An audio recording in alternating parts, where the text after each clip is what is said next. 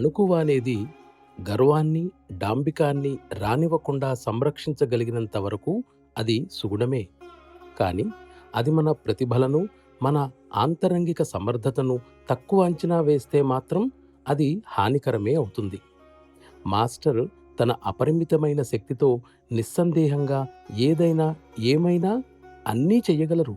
కాబట్టి ఎవరైతే ఆయనతో నిజంగా అనుసంధానం కలిగి ఉంటారో వాళ్ళు బలహీనతను గాని, అసమర్థతను గాని, అటువంటి ఆలోచనను గాని రానియ్యకూడదు.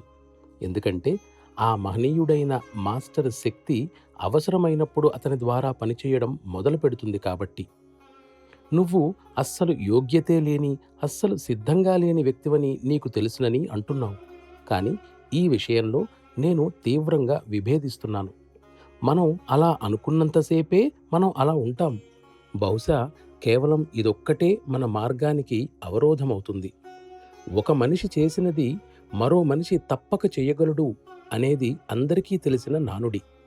స్వామి వివేకానంద అంత అత్యున్నత స్థాయిలో ఆధ్యాత్మిక పరిణితి సాధించగలిగినప్పుడు ఆయనలో ఉన్న శారీరక, మానసిక, ఆత్మిక శక్తులు మనలో కూడా ఉన్నప్పుడు మనం ఎందుకు సాధించలేం? నిరాశ అనేది అసలైన అవరోధం. దాన్ని గనక తీసివేయగలిగితే మన ప్రయాణం సాఫీగా, తేలికగా సాగిపోతుంది. త్వరలోనే మనలో సమర్పణాభావం, శరణాగతి చోటు చేసుకుంటాయి.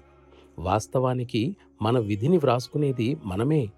అందుకే మన భవిష్యత్తు చాలా వరకు మనపైనే ఆధారపడుతుంది. దీనికి వయోపరిమితి గాని, కాలపరిమితి గాని లేవు. స్ఫూర్తికి ఎప్పటికీ వృద్ధాప్యం ఉండదు.